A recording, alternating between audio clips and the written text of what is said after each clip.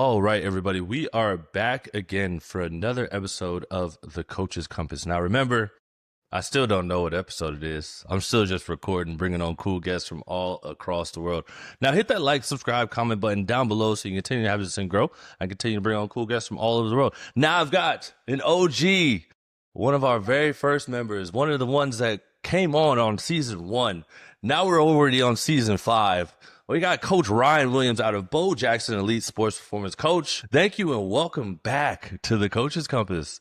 Yeah, man. Excited to be on here, man. So tell me, man, what's been going on, bro?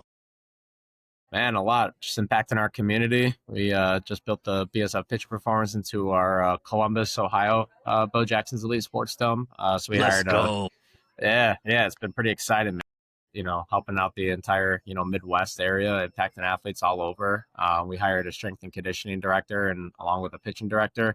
I can't remember if when we were first doing this together, I can't remember if we licensed and franchised it into our Bensonville Bo Jackson's Elite Sports Dome. But so we got 3 total locations, that I'm overseeing all the 3 pitching performances. Our headquarters is obviously growing, bringing on more performance coaches and internships, and like I said, man, impacting athletes from 12 years old all the way to professional ball. Man, nonstop growing. You gotta love it, baby. Like it's just going along. I'm proud of you, man. But it's been a year since we've talked. What do you think you've done the best in impacting the community of sports performance and also pitching? Yeah, I think I would say probably the most important thing is educating not only the athletes but the parents, understanding how to balance multi-sport versus specialization athletes, teaching kids how to map out their year. Probably one of our biggest testimonies was Jack Bauer, who hit 103 miles an hour. He's the hardest throwing left-handed pitcher in America in high school ball, and now he's at Mississippi State.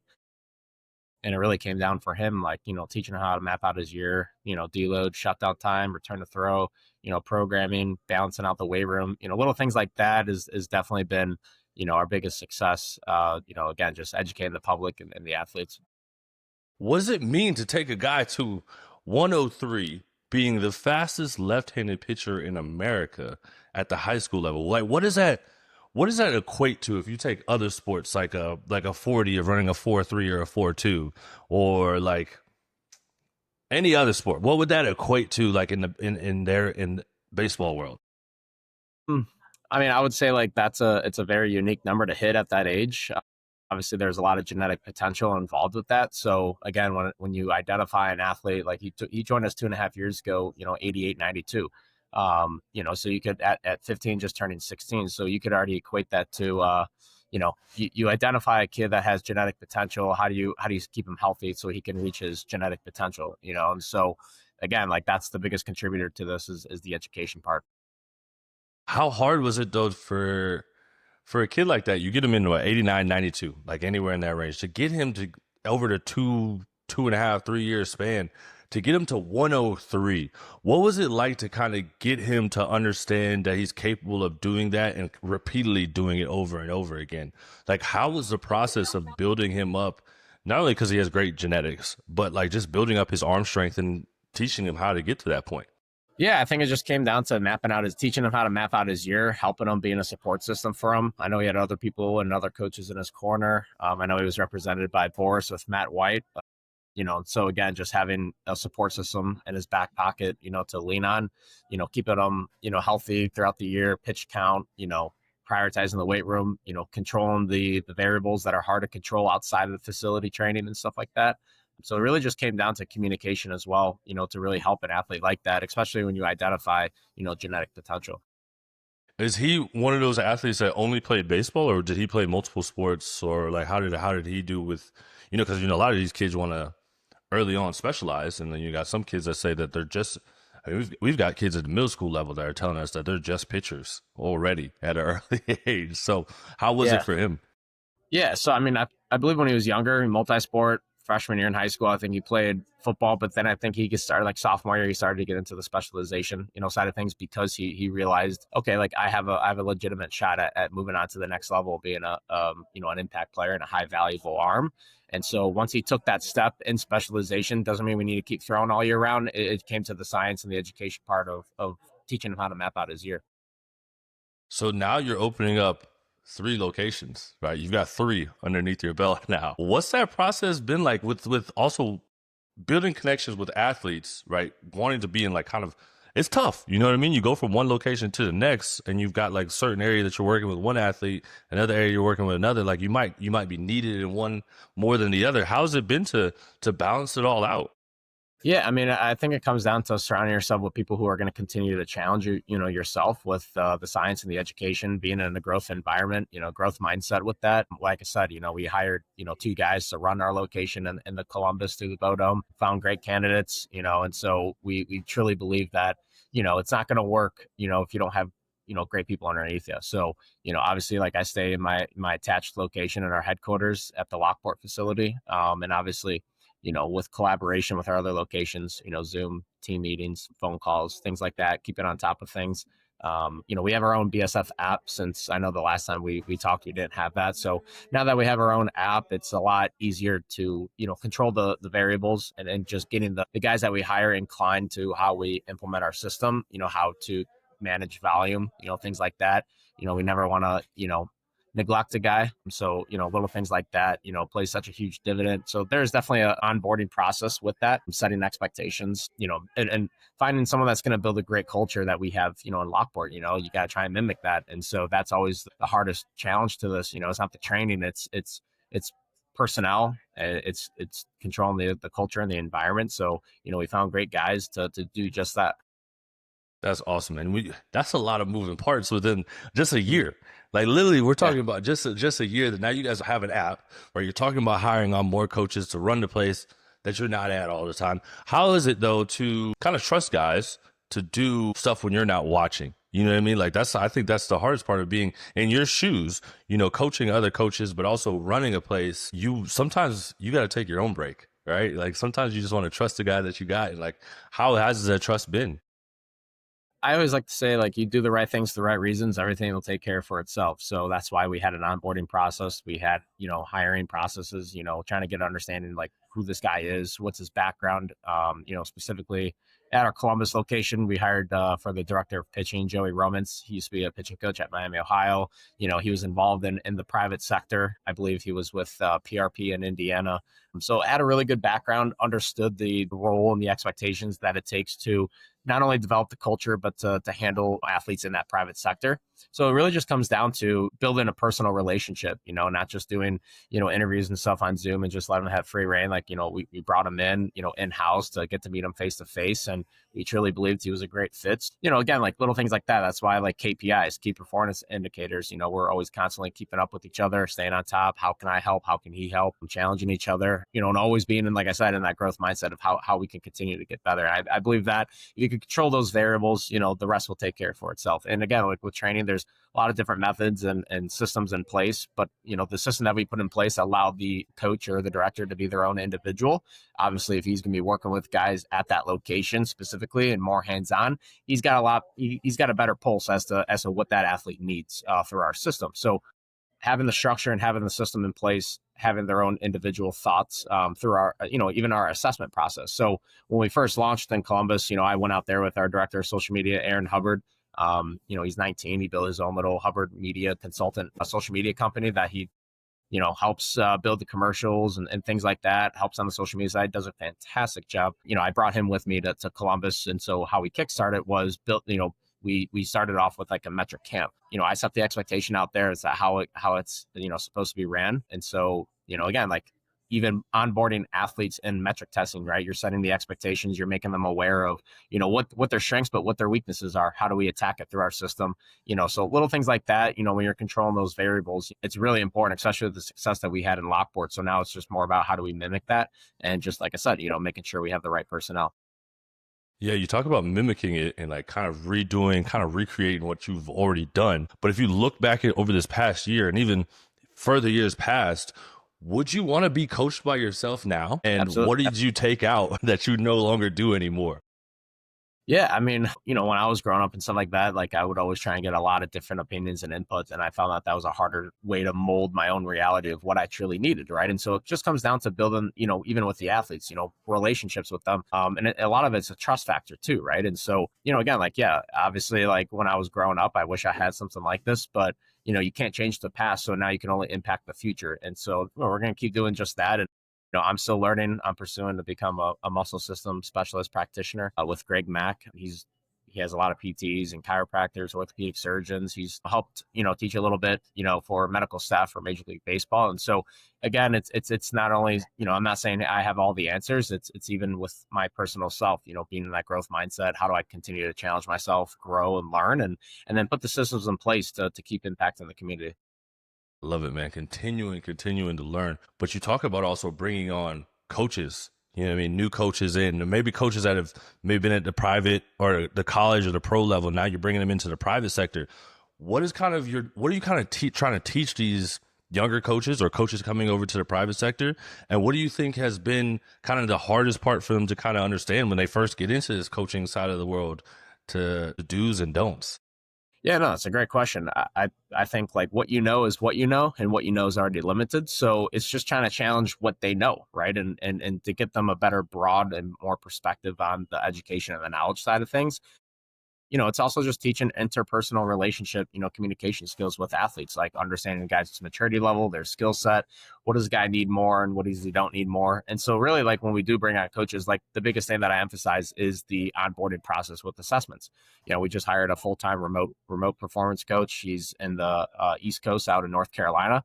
We flew him in, we set the expectations. So, again, you know, I would love to find other guys, that are willing to learn. Again, if you're getting a candidate that thinks he has the answer to everything, then you want to make sure you challenge that. But again, like we want to surround ourselves with people that are open to learning more. And so again, if I'm invested in pursuing to be a certified practitioner and things like that, I'm sure there's information and knowledge that they haven't been inclined to know and not aware of. And so my obligation or role is to put the systems in place with what I'm learning and to make sure that I'm relaying that information properly, little things like that too. So, again, like when you're bringing on other coaches, you just want to make sure, again, like you're always continuing to educate them, and you want to challenge each other too.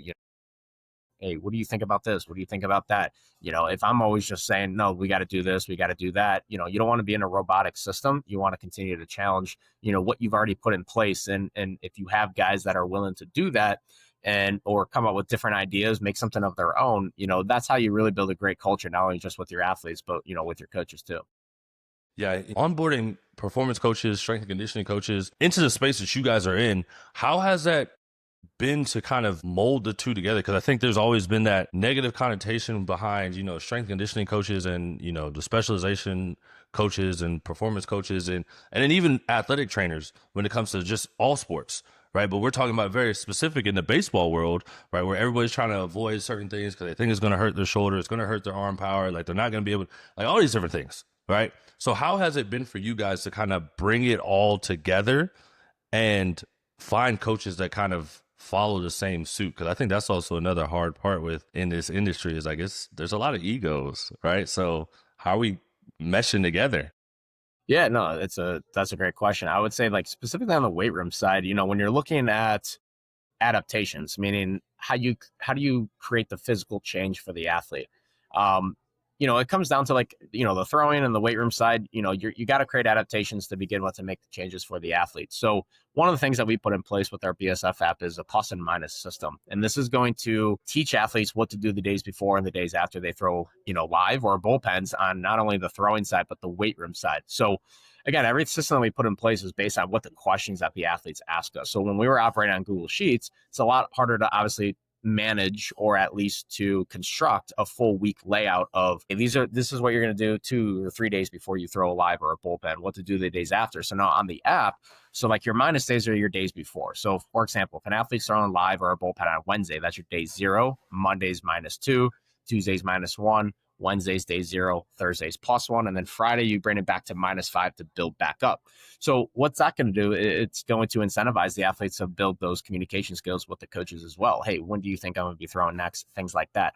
But again, like that's always the challenge with the weight room and the throwing is blending the two, right? Because you know, why we put that in place is because like athletes would be like, hey, my mechanics are off, my velo's down. Why is that? I'd be like, okay, well, let's just not look at the day of what you did. Let's look at the 2 or 3 days before. I did a heavy output day. Okay, well, your CNS is shot, that day of. So we want to make sure, like with the weight room and the throwing side, we're balancing neuro fatigue, central nervous system fatigue, or that plays the same role, but even muscular fatigue as well. So that comprehensive approach, it turned on a lot of college, coaches to try and partner with us, for teams. So we just brought on Moraine Valley, they're a JUCO in our area. And so now we're handling all 20 POs, not only with the throwing, but, with the weight room side, having their off-season plan. They'll go on more remote with the app on their in-season. They can construct on their own. Each individual can move those plus and minus days around. And so, it also takes less work off of the coaches. Obviously, every coach at the higher level are incentivized to win. And not every, coaching staff wants to focus on player development, which is why they bring in, the private sector. And that's why you're seeing a lot of MLB organizations hiring guys in the private sector, because guys like us have a really good pulse on individual athletes, building systems in place, things like that. So, again, like it just plays a huge role, with how you balance, the weight room throwing out. Yeah, I mean, there's a lot to learn on the baseball side of things, but just also on the private sector of how they can mesh together with everything. But even as yourself, like you continue on to grow in your industry, what do you consider for yourself success? Besides PRs, wins, opening another gym and all that stuff, like what do you consider success for yourself? I would say success for myself is knowing that I'm impacting not only the athletes, but the parents and the educational world. I mean, you're seeing injury rates higher than it ever has before. The game of baseball is placing a bigger demand on younger athletes than ever has before. And so for me, success is not only seeing athletes develop better awareness and education, staying healthy, but also moving on to the next level to be impact players. I mean, even the game of baseball now at the college level is it's more competitive than it ever has before.